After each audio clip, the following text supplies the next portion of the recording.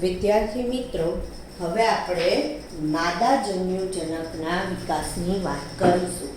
બરાબર. તો ગઈ વખતે આપણે વાત કરી હતી કે જે મહાબીજાણુ જે સ્પોર છે અથવા તો મહાબીજાણુ કોષ છે એ પોતાનામાંથી માદા જન્યુજનકનો વિકાસ કરશે. 4 કોષ હતા, એમાંથી કોઈ એક જ મહાબીજાણુ કોષનું વિભાજન થવાથી માદા જન્યુજનકનો વિકાસ થશે. તો હવે જે માદા જન્યુજનકના વિકાસની ઘટના જોઈએ તો એમાં આપણને એવું કહે છે કે જે એક કોષની આપણે વાત કરી કે કોઈ એક જ મહાબીજાણુ કોષ હોય એ હવે એનું સમભાજન થશે. જે મહાબીજાણુ હતો ને એ મહાબીજાણુનું સમભાજન થશે અને સમભાજન થવાથી જો પહેલાં અર્ધીકરણ થયું હતું, મહાબીજાણુ માતૃકોષનું અર્ધીકરણ થયું હતું, 4 કોષ બન્યા હતા, 4માંથી 3 કેવા થઈ ગયા હતા? વિઘટી. એક જ મહાબીજાણુ કોષ બચ્યો હતો. એ એક કોષનું સમભાજન થવાથી એકમાંથી દ્વિકોષ કેન્દ્રીય ભ્રૂણપૂટનું નિર્માણ થશે. કેટલા? દ્વિકોષ કેન્દ્રીય ભ્રૂણપૂટ. હવે બંને વિરુદ્ધ ધ્રુવો તરફ જશે એટલે એક અહીંયા ગોઠવાશે તો એક કોષ કેન્દ્ર આ રીતના ગોઠવાશે. બરાબર. સારું. ફરીથી સમભાજન થશે તો ફરીથી સમભાજન થવાના કારણે હવે બેમાંથી કેટલા બની જશે? તો 4 બને છે. બેમાંથી કેટલા બની જશે? 4. અને 4માંથી ફરી વિભાજન થવાના કારણે 8 કોષીય રચના આ રીતના 8 કોષ કેન્દ્ર જોવા મળશે. 8 કોષ કેન્દ્ર શબ્દ વાપરું છું, ધ્યાન રાખજો. કોષ કેન્દ્ર કહું છે, કોષ કહ્યું નથી. કેટલા કોષ કેન્દ્ર જોવા મળશે? તો 8 કોષ કેન્દ્ર આપણને જોવા મળશે. સૌથી પહેલા એક મહાબીજાણુ કોષ હતો. આ મહાબીજાણુ કોષનું સમભાજન થવાથી દ્વિકોષ કેન્દ્રીય રચના જે વિરુદ્ધ ધ્રુવો તરફ ખસશે. ફરીથી સમભાજન થવાથી 4 કોષ કેન્દ્ર, ત્યારબાદ સંભાજન થવાથી 8 કોષ કેન્દ્રીય રચના જોવા મળશે. અને જ્યારે કોષ દિવાલનો વિકાસ થશે ત્યારે આપણને માદા જન્યુજનકની ગોઠવણી અથવા તો ભ્રૂણપૂટની ગોઠવણી મળશે. કોષ કેન્દ્ર થઈ ગયું પણ કોષ દિવાલની ગોઠવણી થવા અથવા વિકાસ થવાના અંતે આપણને માદા જન્યુજનકનો વિકાસ જોવા મળશે. તો હવે જ્યારે માદા જન્યુજનકના વિકાસની વાત કરીએ તો એમાં આપણે જોઈશું કે જે અંડતલ છે. જો હવે આ પહેલો અંડ છિદ્ર નથી બતાવતી, અંડ છિદ્ર મેં અહીંયા બતાવું છું. આ અંડ છિદ્ર અને એની એક્ઝેક્ટ સામેનો ભાગ એને શું કહેવાય? અંડતલ. તો અંડતલ તરફ 3 કોષ ગોઠવાય છે. આ રીતના 3 કોષ કઈ તરફ ગોઠવાયા?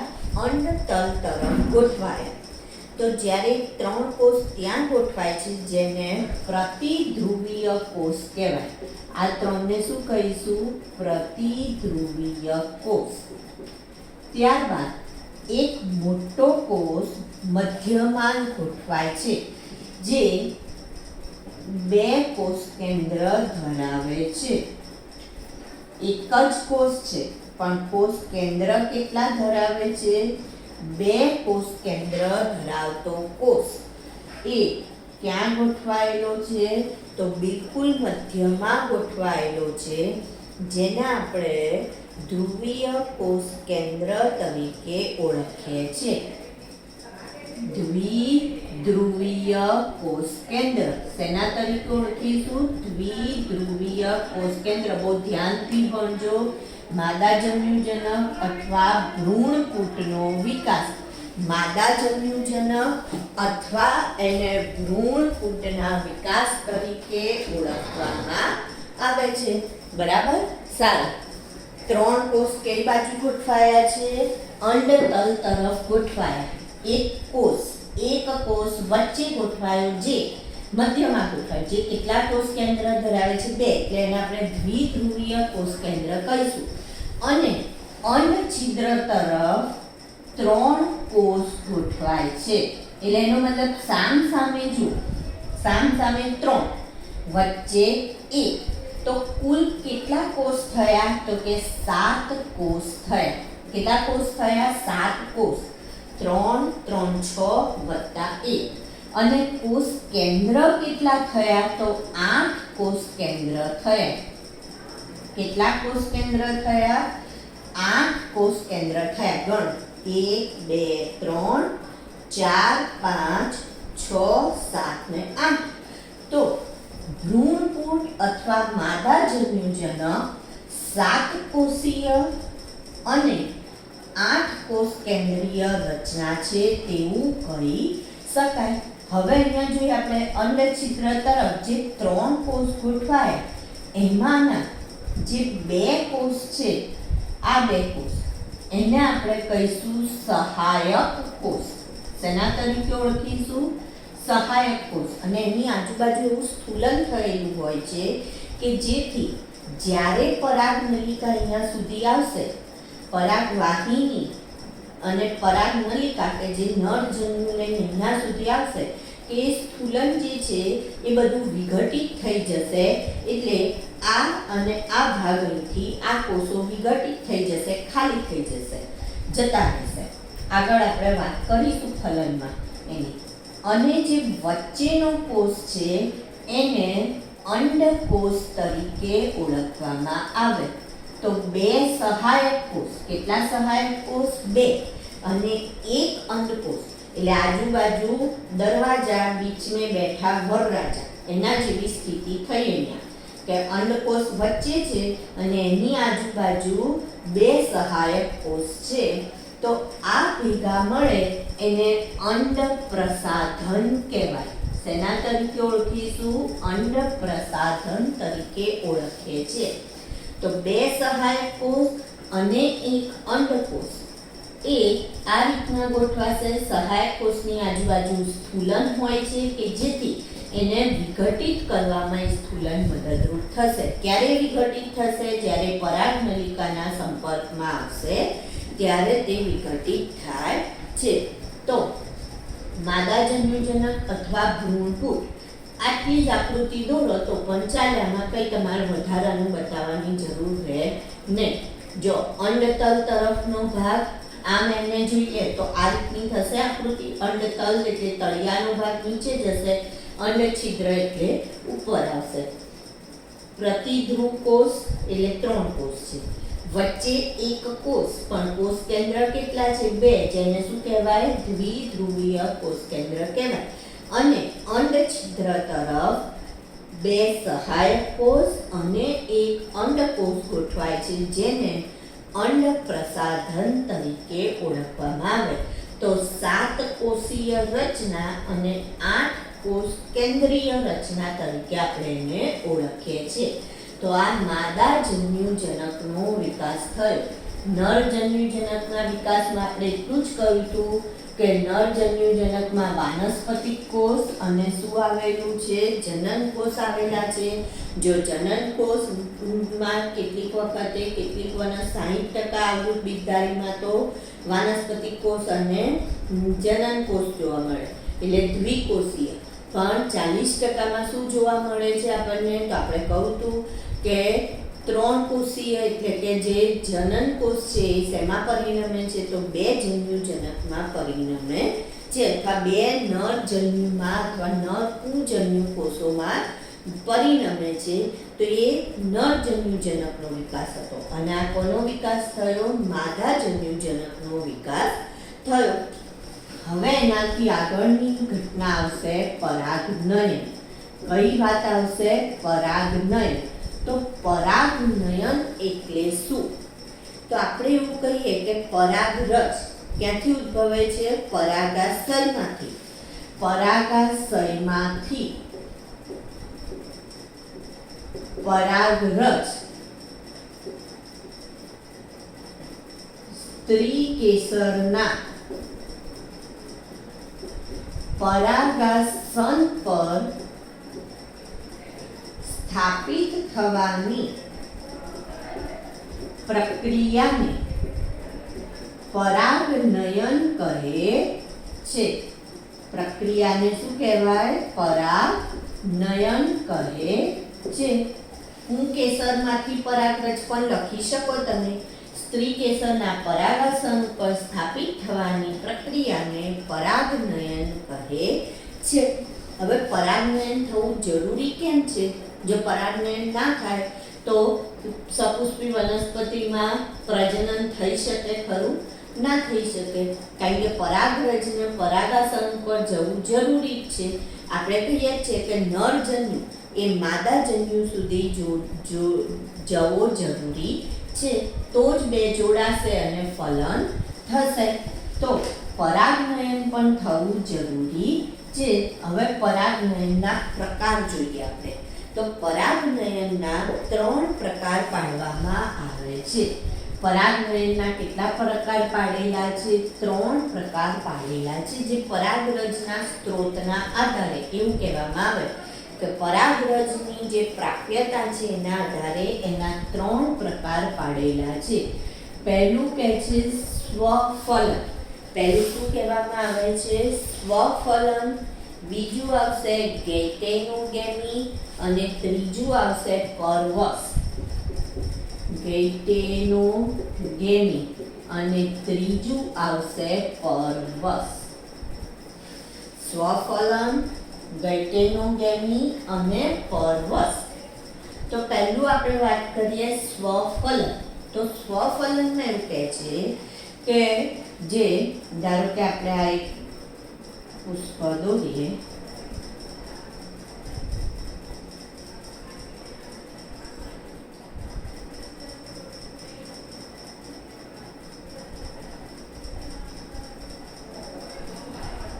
અને વાત કરીએ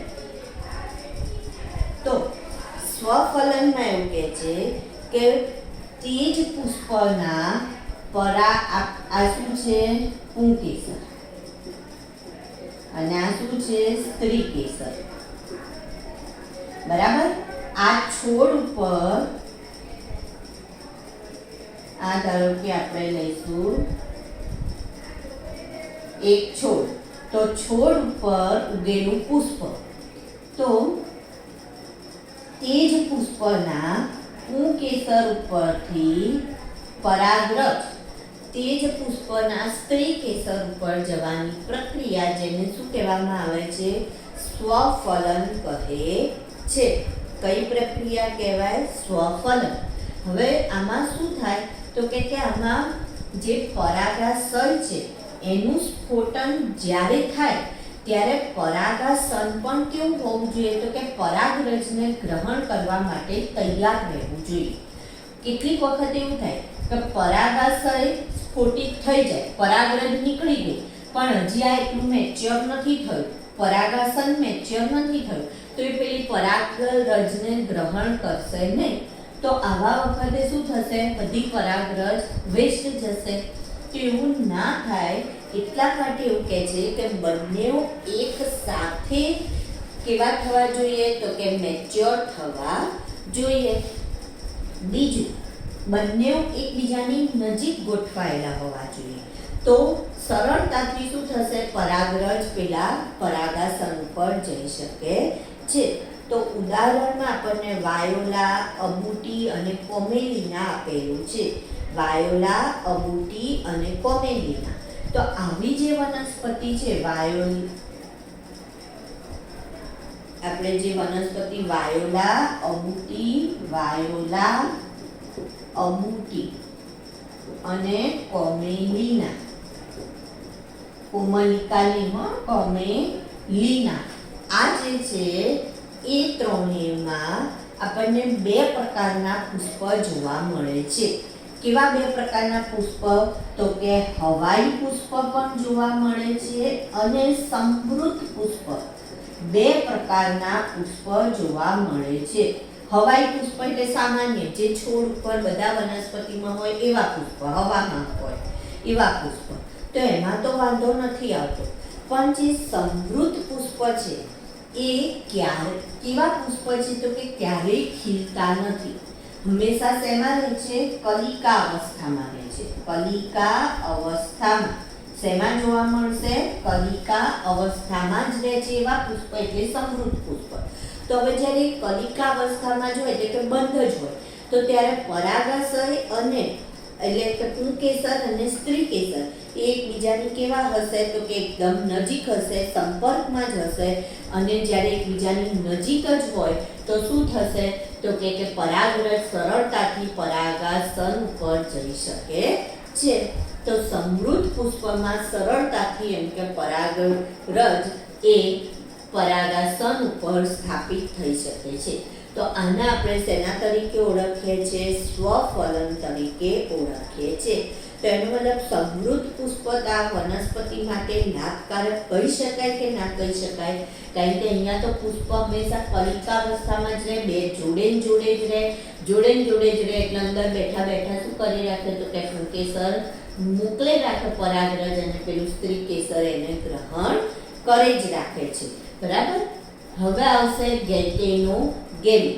તો ગેટેનોગેમીમાં એવું કહે છે કે ભલે વનસ્પતિની જ છે, ધારો કે આપણે વાત કરી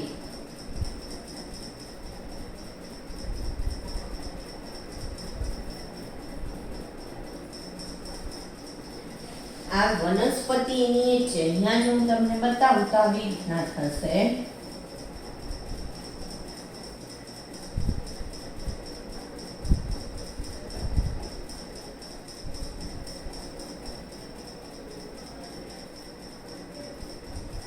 અહીંથી જ પરાગરજ તે જ પુષ્પમાં જશે. જ્યારે અહીંયા ગેટેનોગેમીમાં શું કહે છે કે તે જ વનસ્પતિના એક પુષ્પ પરથી પરાગરજ બીજા પુષ્પ ઉપર જાય છે. તે જ વનસ્પતિના એક પુષ્પ પરથી પરાગરજ ક્યાં જશે? બીજા પુષ્પ ઉપર જશે. હવે કેટલીક વખતે કેવું હોય કે નર અને માદા પુષ્પ અલગ અલગ જોવા મળે આપણને, એટલે કે એકલું પુંકેસર ધરાવતા ને એકલા સ્ત્રી કેસર ધરાવતા. તો આમાં કેવું હશે તો કે નર પુષ્પ ઊંચાઈ ઉપર હશે અને માદા પુષ્પ નીચા હશે. તો શું થશે? પવન આવે એટલે નર પુષ્પ આમ થાય એટલે બધી પરાગરજ કોના ઉપર પડશે તો કે માદા પુષ્પના પરાગાસન ઉપર પડશે. તો આવી ગોઠવણી કરેલી હોય, જો કુદરત કેવી ગોઠવણી કરતી હોય છે. તો પવનના માધ્યમથી એનો મતલબ આમાં માધ્યમની જરૂર પડશે અને એક તે જ વનસ્પતિના એક પુષ્પ ઉપરથી પરાગરજ ક્યાં જાય છે? અન્ય પુષ્પ ઉપર જાય. તો એને શેના તરીકે ઓળખીએ છીએ? ગેટેનોગેમી કહીએ છીએ. હવે આમાં તમને જનીનિક ભિન્નતા જોવા મળશે? હા કે ના? તો ના. કેમ નહીં મળે? કારણ કે છોડ એનો એ જ છે એટલે આમાં કોઈ ભિન્નતા જોવા મળતી નથી. હવે તમને ખ્યાલ આવી ગયો હશે કે પરવશમાં શું હશે? તો પરવશમાં એવું કહે છે કે એક જે વનસ્પતિનો છોડ હોય એના ઉપરથી પરાગરજ એ ક્યાં જાય છે તો કે અન્ય વનસ્પતિના છોડના પુષ્પ ઉપર જાય છે. આ એક છોડ, આ બીજો છોડ, તો એક ઉપરથી બીજા વનસ્પતિના પુષ્પ ઉપર જાય. તો આને શેના તરીકે ઓળખીએ? પરવશ. હવે અહીંયા શું થશે તો કે એક વનસ્પતિ છે, આ બીજી વનસ્પતિ છે. તો એના કારણે અહીંયા આપણને જનીનિક ભિન્નતા આવવાની શક્યતા જોવા મળશે. શું જોવા મળશે? જનીનિક ભિન્નતા જોવા મળે છે. બરાબર. તો આ આપણે કોની વાત કરી? પરાગનયનની વાત કરી. પરાગનયનમાં આપણે પહેલી વાત શું કરીએ છીએ કે પરાગનયન એટલે શું? તો પુંકેસરના માંથી પરાગરજ સ્ત્રી કેસરના પરાગાસન પર જવાની પ્રક્રિયા જેને પરાગનયન કહે છે. પરાગરજના સ્ત્રોતના આધારે અહીંયા પ્રકાર પાડ્યા: સ્વફલન, ગેટેનોગેમી અને પરવશ.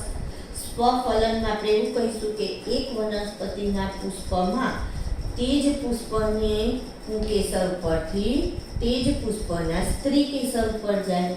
અહીંયા આપણે જોઈશું તો તે જ વનસ્પતિના એક પુષ્પમાંથી બીજા પુષ્પ ઉપર જાય.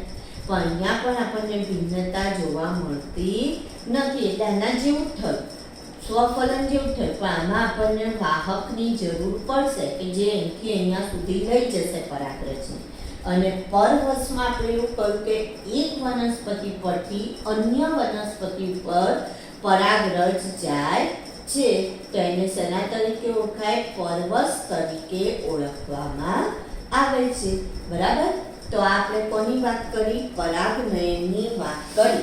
હવે આની અંદર તમારે પ્રશ્ન જે લખવાના છે એ હું પ્રશ્ન અહીંયા લખું છું અને તમારે એ નોટની અંદર એ પ્રશ્નોના જવાબ લખી રાખવાના છે. જ્યારે આપણે સ્કૂલમાં મળીશું ત્યારે હું નોટ ચેક કરીશ. ચેપ્ટર 1 ની નોટ આપી દીધેલી હતી તમને. હવે ચેપ્ટર 2 ની નોટ હું આપું છું. એટલે પ્રશ્ન તમારે લખવાના રહેશે. પ્રશ્ન નંબર 1, પુંકેસરની રચના વર્ણવો. પુંકેસરની રચના વર્ણવો. પ્રશ્ન નંબર 1, પુંકેસરની રચના વર્ણવો. નંબર 2, લઘુ બીજાણુધાની આકૃતિ સહ લઘુ બીજાણુધાની આકૃતિ સહ વર્ણવો. લઘુ બીજાણુધાની આકૃતિ સહ વર્ણવો. પુંકેસરની રચનામાં પરાગાશય વિશે પણ ડિટેલમાં લખજો. પણ લઘુ બીજાણુધાની વિશે ડિટેલમાં એમાં ના આવે, એ અલગથી પ્રશ્ન આપણે આપેલો છે. લઘુ બીજાણુધાની આકૃતિ સહ વર્ણવો એટલે એમાં એની રચના પણ આવે છે. લઘુ બીજાણુધાની રચના પણ આવે. ત્યાર પછીનો પ્રશ્ન આવશે લઘુ બીજાણુજનન અને મહાબીજાણુજનન તફાવત આપો. બે મુદ્દા તફાવતના લખજો અથવા 3 તફાવતના 3 મુદ્દા આપો.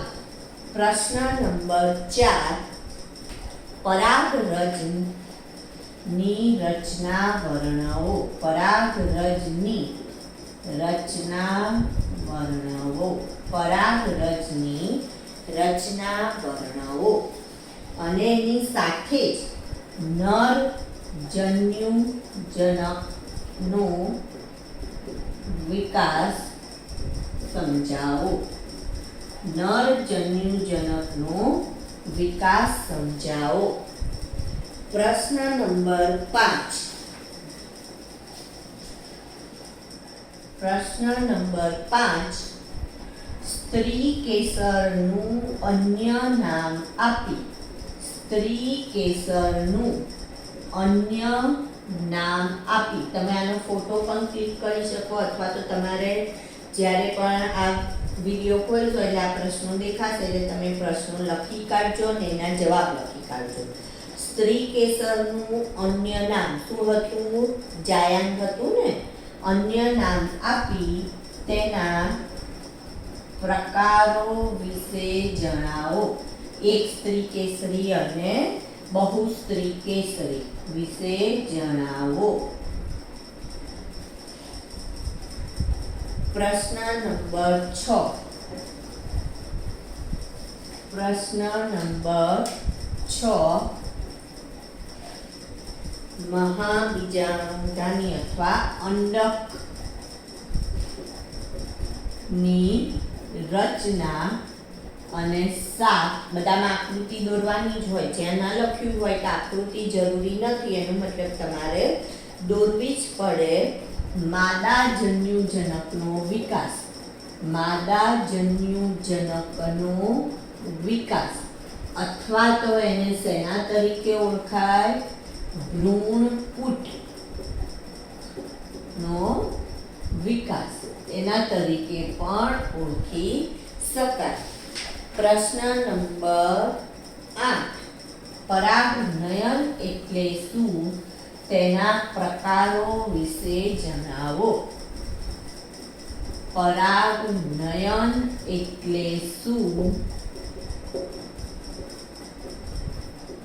તેના પ્રકારો વિશે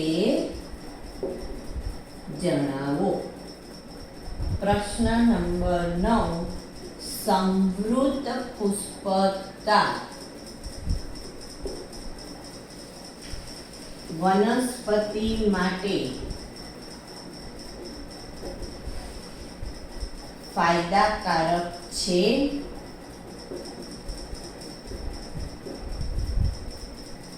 કારણ આપો.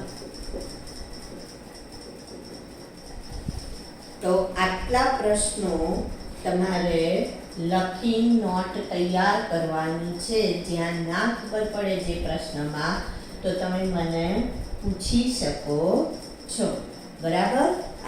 આગળ હવે આવતીકાલે આપણે જોઈશું પરાગવાહકો વિશે. પરાગનયનની પ્રક્રિયામાં પરાગવાહકો વિશે વાત કરીશું.